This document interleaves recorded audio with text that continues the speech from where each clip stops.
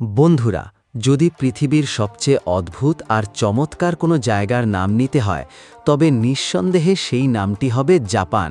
ভাবুন তো, দ্বিতীয় বিশ্বযুদ্ধের সময় দুটি পারমাণবিক বোমার ভয়াবহ আঘাতের পরেও যে জাতি মাথা তুলে দাঁড়িয়েছে, তারা আজও তাদের অবিস্মরণীয় উদ্ভাবন এবং অদ্ভুতুরে সব আবিষ্কারের মাধ্যমে সারা বিশ্বকে চমকে দিয়ে চলেছে। জাপানের প্রতিটি মানুষ যেন সৃষ্টিশীলতার এক মূর্তিমান প্রতীক।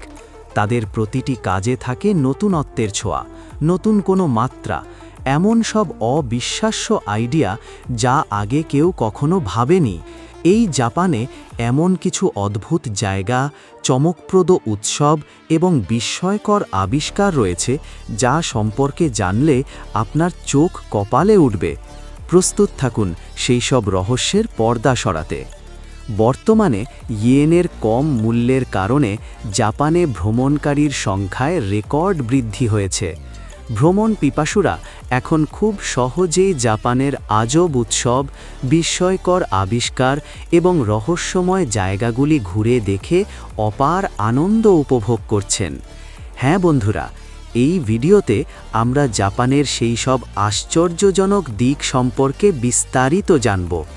জানার আগে আপনি যদি এই চ্যানেলে নতুন হয়ে থাকেন, তবে অবশ্যই চ্যানেলটিকে সাবস্ক্রাইব করে পাশে থাকা বেল আইকনটি ক্লিক করবেন, যাতে এমন আরও আকর্ষণীয় তথ্য সবার আগে আপনার কাছে পৌঁছায়। শিশুদের কাঁদানোর উৎসব।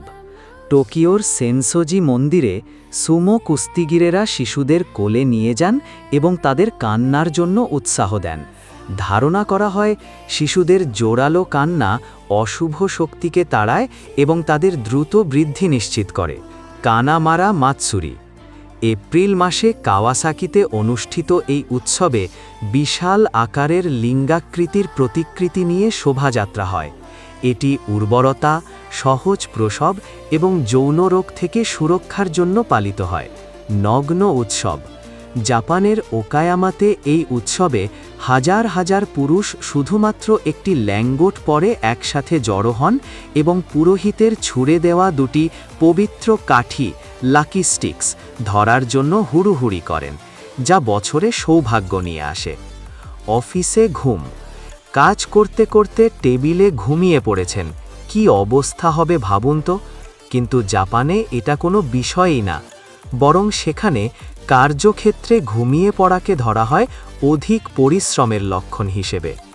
এমনকি দুপুর 1টা থেকে 4টের মধ্যে যে কোনো 30 মিনিট ঘুমিয়ে নিতে পারবেন আপনি। খরগোশ দ্বীপ। খরগোশ প্রেমীরা জেনে রাখুন, জাপানে এমন একটি দ্বীপ আছে যেখানে গেলে আপনি দেখতে পাবেন প্রচুর খরগোশ। পুরো দ্বীপটি পর্যটকদের জন্য এক বিশেষ আকর্ষণ।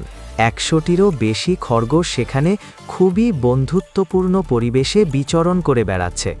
আপনি সেখানে ইচ্ছামতো তাদের সাথে সময় কাটাতে পারবেন, খেলতে পারবেন, ঘুরে বেড়াতে পারবেন। ওয়াকম্যান। পোর্টেবল মিউজিকের সূচনা। পোর্টেবল মিউজিক প্লেয়ারের জনক হিসাবে পরিচিত ওয়াকম্যান।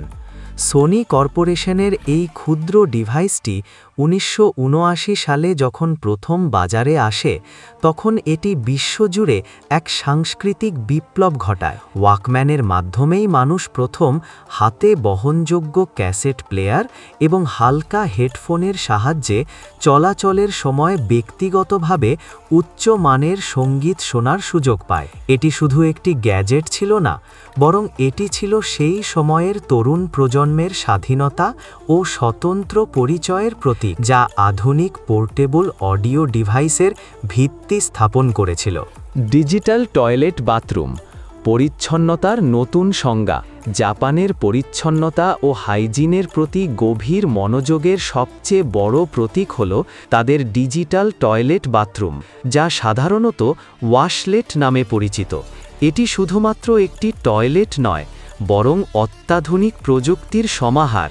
এই টয়লেটগুলিতে রয়েছে ব্যবহারকারীর সুবিধার জন্য স্বয়ংক্রিয় ঢাকনা, আরামদায়ক গরম সিট এবং বিভিন্ন ওয়াশিং ফাংশন, জল এবং বাতাসের তাপমাত্রা ও চাপ নিয়ন্ত্রণ করার সুবিধা থাকায় এটি ব্যবহারকারীর পরিচ্ছন্নতাকে এক নতুন মাত্রায় নিয়ে যায়, যা বিশ্বের অনেক দেশকে প্রভাবিত করেছে।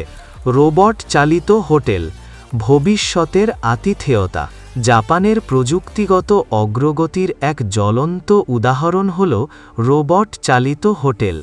জাপানি ভাষায় বিচিত্র বা পরিবর্তনশীল অর্থ বহনকারী এই হোটেলটি বিশ্বের প্রথম এমন স্থাপনা যেখানে অভ্যর্থনা থেকে শুরু করে লাগেজ পরিবহন এবং রুম সার্ভিস সহ বেশিরভাগ কাজই সম্পন্ন করে রোবটরা। কখনো ডাইনোসর রূপে, আবার কখনো হিউম্যানয়েড রোবট রূপে তারা অতিথিদের স্বাগত জানায়। কর্মী খরচ কমানো এবং অতিথিদের একটি অদ্বিতীয় উচ্চ প্রযুক্তির অভিজ্ঞতা দেওয়ার লক্ষ্যে এই হোটেলটি তৈরি করা হয়েছে। ক্যাপসুল হোটেল, স্থানের সর্বোচ্চ ব্যবহার। জাপানের স্থান সংরক্ষণের মানসিকতা ও কার্যকারিতার ধারণা প্রতিফলিত হয় ক্যাপসুল হোটেলের মাধ্যমে। বিশেষত যারা শেষ ট্রেন মিস করেছেন বা কম খরচে রাত্রিবাস খুঁজছেন, তাদের জন্য এই হোটেলগুলি আদর্শ। এখানে অতিথিরা একটি সাধারণ বিছানার আকারের অতি ক্ষুদ্র মডিউলার পডের ভেতরে ঘুমান। প্রতিটি পডে প্রয়োজনীয় আলো, ভেন্টিলেশন এবং চার্জিং পোর্ট থাকে। কম খরচে এবং দক্ষতার সাথে শহুরে এলাকায় থাকার সমস্যার সমাধান করার ক্ষেত্রে এটি একটি যুগান্তকারী উদ্ভাবন। অওকিগাহারা, ফুজি পর্বতের কাছে অবস্থিত এই জঙ্গলটি গাছের সমুদ্র বা সি অফ ট্রিজ নামে পরিচিত। এর নীরবতা আর অদ্ভুত পাথর একে ঘিরে রেখেছে এক গভীর রহস্যে, যা পর্যটকদের ভীষণভাবে আকর্ষণ করে। ডাস্টবিন নেই, অথচ সবচেয়ে পরিষ্কার দেশ। জাপানের রাস্তায় কোথাও ময়লার পাত্র, ডাস্টবিন খুঁজে পাবেন না, অথচ এটি পৃথিবীর সবচেয়ে পরিষ্কার দেশগুলোর একটি। পরিষ্কারণ্যতা তাদের সংস্কৃতির অংশ। হ্যাঁ বন্ধুরা, এই হলো বিস্ময়কর জাপান।